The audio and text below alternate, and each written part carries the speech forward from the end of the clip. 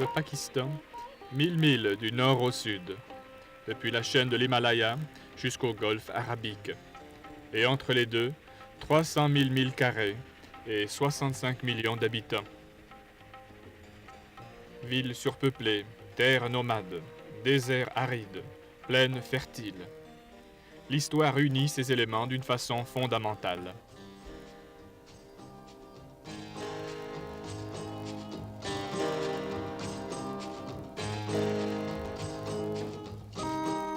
Voici la terre où ont prospéré, il y a plus de 5000 ans, les premiers établissements humains. Mohenjo-Daro et Harappa, des centres de la civilisation de la vallée de l'Indus.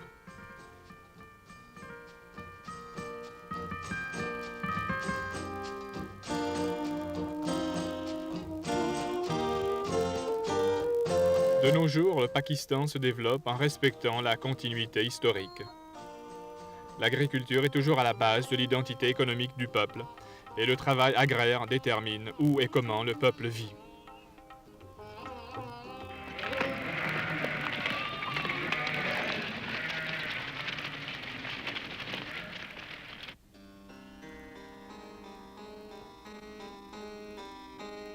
Mais le Pakistan vit aussi l'âge du nationalisme. De nouveaux facteurs influencent la formation d'établissements humains. En 1947, au moment de l'indépendance du Pakistan, 9 millions d'immigrants sont venus vers le nouveau pays. Du jour au lendemain, de petites villes construites pour le peuple sont devenues de grandes villes devant loger des millions.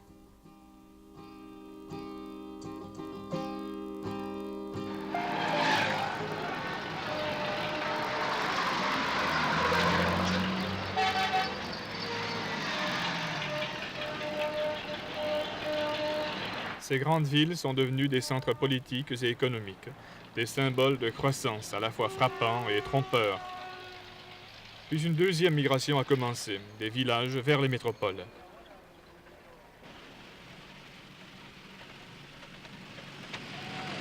L'industrie s'est également concentrée dans les villes, où se trouvait déjà la main-d'œuvre, les capitaux et la technologie. La population a augmenté à un taux moyen de 3% par année.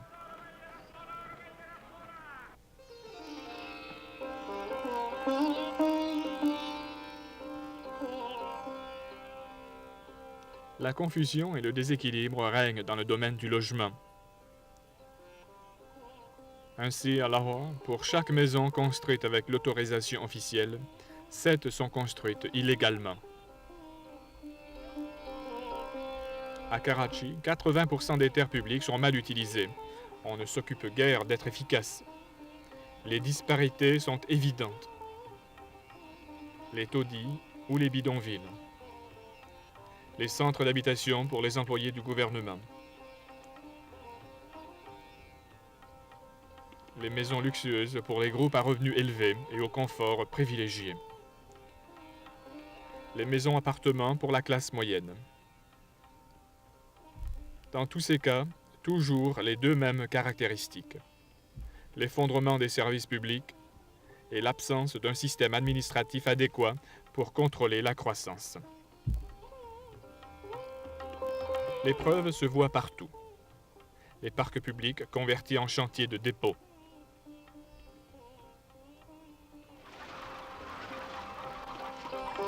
Le bétail qu'on garde à l'intérieur des quartiers résidentiels afin d'assurer un approvisionnement adéquat de produits laitiers, mais ceci aux dépens de l'hygiène publique.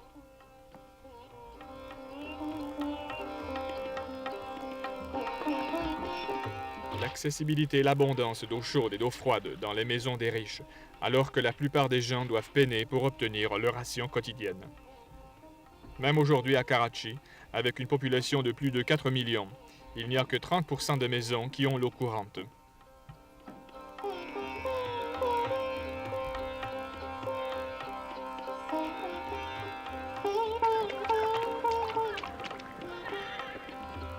Un peu partout dans ces villes, les égouts en plein air sont des sites bien typiques.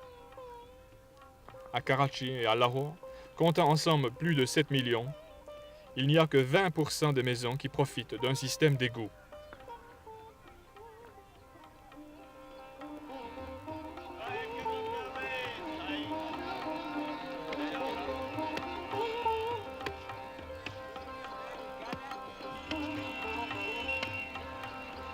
Il y a eu croissance, mais pas de système.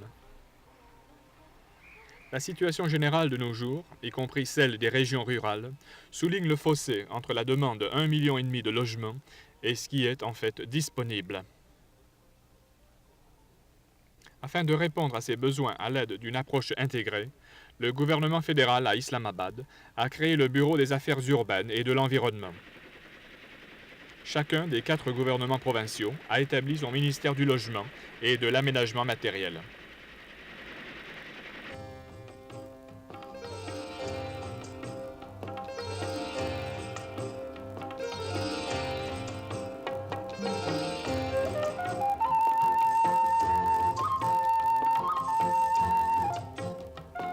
75% des gens vivent encore dans des villages dispersés sur tout le territoire. Les services de transport, rapides ou lents, permettent de voyager vers presque toutes les parties habitées du pays.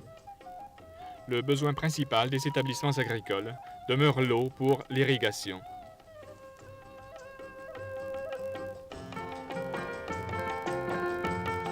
On a construit plusieurs nouveaux barrages qui sont venus compléter un réseau complexe de rivières et de canaux. Le véritable défi est celui de pouvoir présenter aux petits fermiers un concept de développement lui offrant des bénéfices pratiques. En 1972, on a lancé le programme pour le développement rural intégré. Grâce à ce programme, l'Académie pour le développement rural à Peshawar, dans la province frontière du Nord-Ouest, a inauguré dans le village de Nahaki le projet pilote d'Odzai. Ayant comme base un centre d'activité appelé Markaz, le programme reconnaît que les fermiers eux-mêmes sont les mieux qualifiés pour identifier leurs problèmes et établir les priorités. Des fermiers de 60 villages, venus d'une région de 80 km², ont rencontré les représentants de tous les ministères intéressés. On apporte aux fermiers tout ce qui peut être essentiel à la production agricole.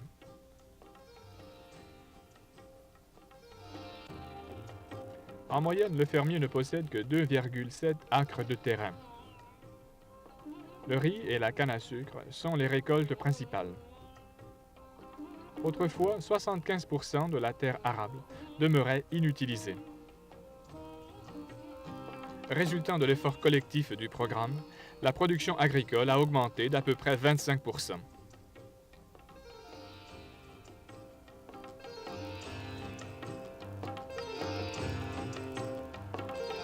Afin d'améliorer les routes de raccordement et l'utilisation du terrain, on a conçu un autre projet de développement. Les fermiers se sont d'abord organisés en groupes bien disciplinés. Ils ont accepté de s'occuper de maintenir en bon état les nouvelles routes. Ce n'est qu'alors qu'on a demandé au gouvernement de financer les premières améliorations des terres. Toutes ces mesures ont contribué à augmenter l'embauche locale de 20%. Les conditions économiques nécessaires à un établissement rural dynamique ont été remplies. Les effets quant au logement et aux conditions civiques ne tarderont pas à venir.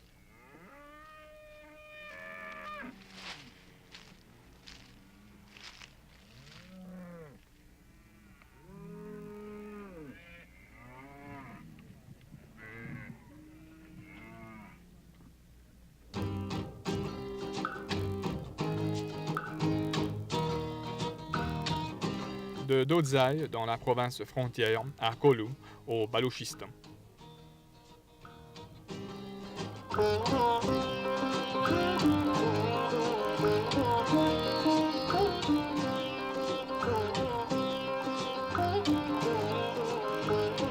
Une industrie modeste mais viable de tapis tissés à la main.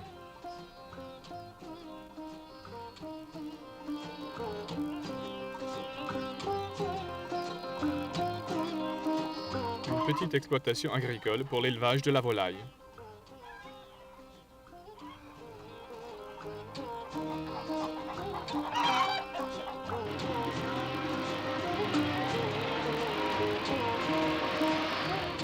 Un nouveau centre d'habitation, le premier du genre de la région, destiné aux employés du gouvernement, ainsi qu'aux professionnels indépendants.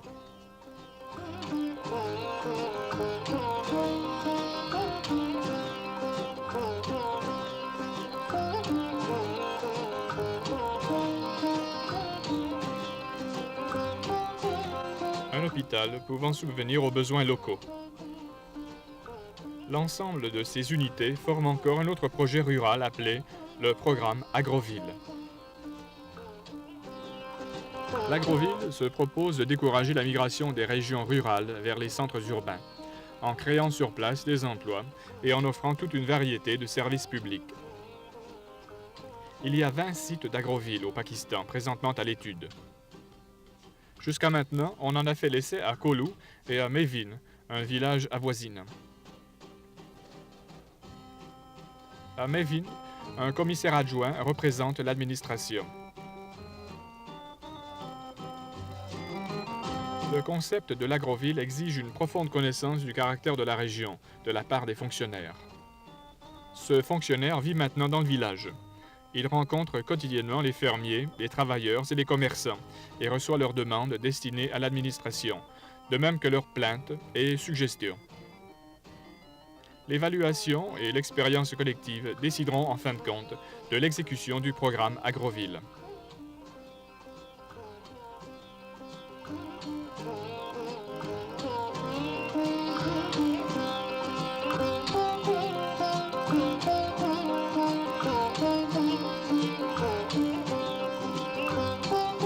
Les étudiants n'ont rien à payer à cette première école à Mevin.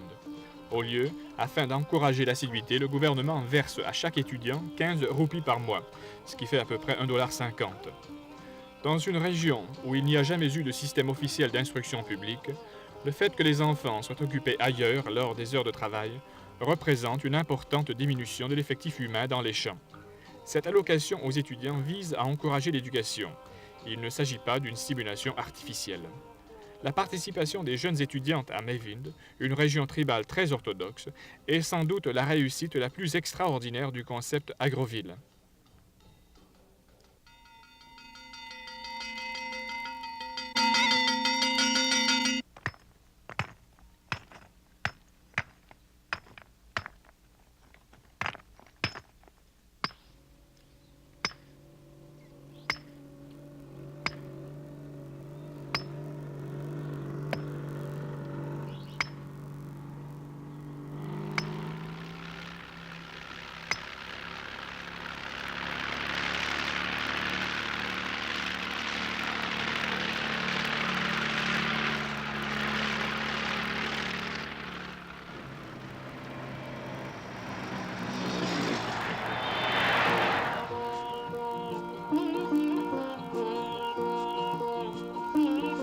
Des 4 provinces pakistanaises, le Balochistan est la province la moins peuplée et la plus vaste. À Quetta, la capitale régionale, on est en train de construire le premier collège médical de la province. Il fera partie du programme de développement social intégré de la région. Des secousses sismiques occasionnelles exigent que les structures soient sûres et solides. Le Fonds pour l'amélioration de Quetta présente des programmes pour la construction de logements bon marché, mais de bonne qualité. À Gujranwala, une ville en voie de développement au Punjab, on a remplacé des régions occupées par des squatters par de nouveaux établissements permanents. Tout près, un programme spécial est sur le point d'être complété. Il fournira abri et sécurité à quelques-uns des réfugiés du Bangladesh.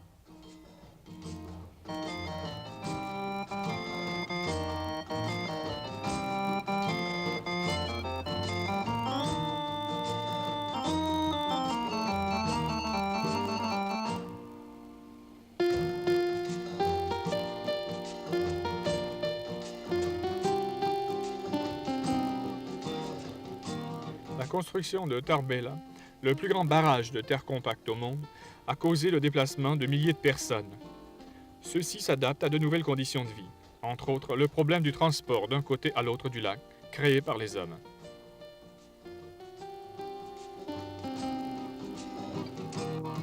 La plupart de ces gens ont été déménagés dans une colonie de relogement. Ils considèrent leur nouvelle maison avec un mélange de cynisme et d'espoir. La colonie offre des améliorations distinctes, quoique limitées en ce qui concerne le niveau de vie. On a fourni des terres arables pour compenser la perte de maisons maintenant submergées par les eaux du lac.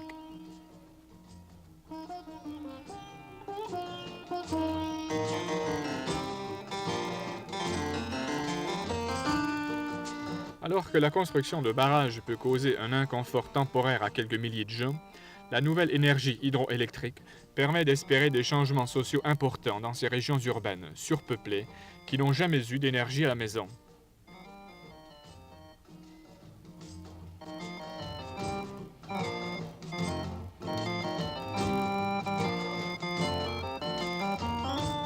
On est aussi sur le point de compléter un système d'égouts à Lyalpur, au Punjab, une importante ville industrielle qui a aussi souffert d'une croissance rapide et incontrôlée. Le ministère de l'Aménagement matériel a commencé la construction de logis pour les travailleurs industriels.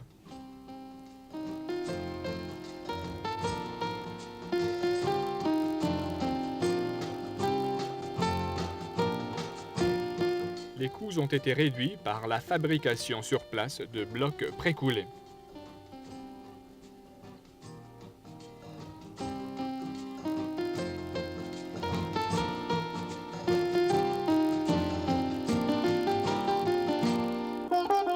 Les familles des travailleurs vont bientôt occuper ces appartements. Jusqu'à maintenant, ils ont toujours vécu dans des bidonvilles, et parmi les pires au pays. À chaque étage, il y a un raccordement au système vertical pour la destruction des ordures.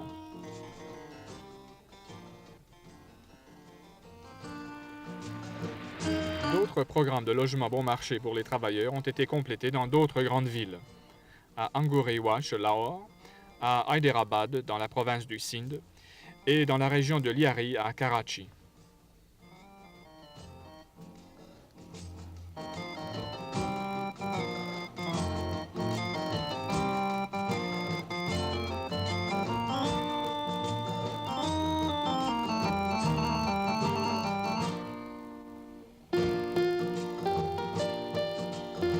Chacun de ces projets jouit d'un bon système d'approvisionnement en eau, une indication de l'adoption récente du concept de développement d'un site comme principe de toute politique de planification.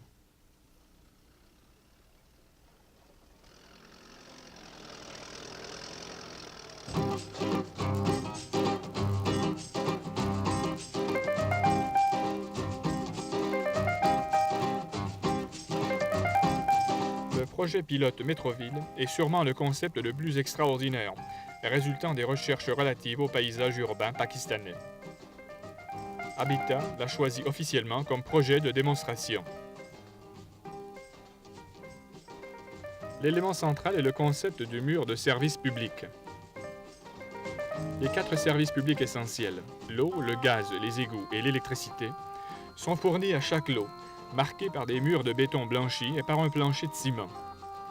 Chaque lot a ses propres murs de service public, prêts à servir. Il ne reste qu'à construire autour, et le résultat est une maison tout équipée.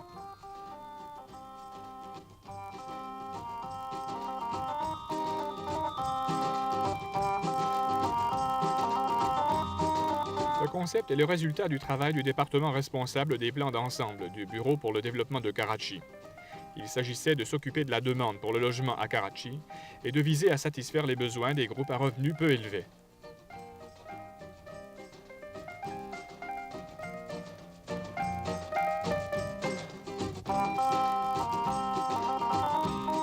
Dans le but de faciliter les travaux, le Bureau pour le développement de Karachi a fourni conseils et assistance technique concernant l'utilisation de matériaux de construction bon marché.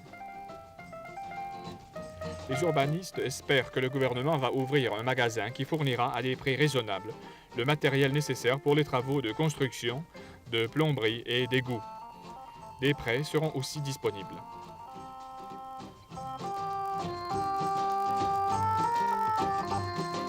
Le concept du mur de service public offre une flexibilité unique.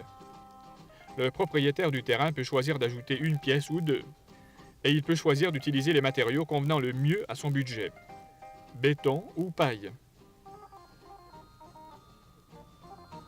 Cette expérience radicale fait partie d'une autre innovation, le projet Métroville, conçu pour 35 000 personnes. 80% d'entre elles pourront travailler dans la région ou tout près.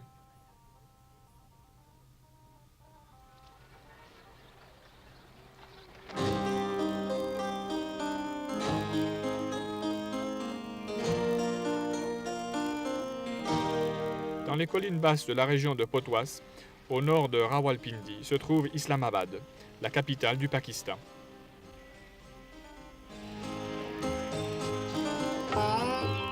Depuis 1961, ce siège du gouvernement fédéral s'est graduellement développé et est devenu la ville la mieux conçue au pays. Bien que son caractère non commercial n'attire pas les masses et que ce caractère contribue à en faire la seule ville de ce genre, l'expérience d'Islamabad a beaucoup profité aux urbanistes. Il s'agit en effet de la première tentative de grande envergure de créer un établissement égalitaire. Chaque quartier de cette ville a la même facilité d'accès à toute la variété de services et bénéfices municipaux. Islamabad a certainement contribué à nous rendre plus conscients de l'environnement et à nous préparer à la vie urbaine de demain. Les projections quant au taux de croissance de la population présentent un défi colossal. Dans 24 ans, en l'an 2000, nous aurons besoin de 20 villes de la grandeur actuelle de Karachi pour loger notre population urbaine. Il s'agit d'une perspective intimidante. On se prépare à adopter une politique nationale pour le logement et d'autres mesures pertinentes. On a déjà pris des décisions importantes. Mais est-ce que tout cela sera suffisant? Est-ce que les colonies humaines au Pakistan vont relever du rêve ou du cauchemar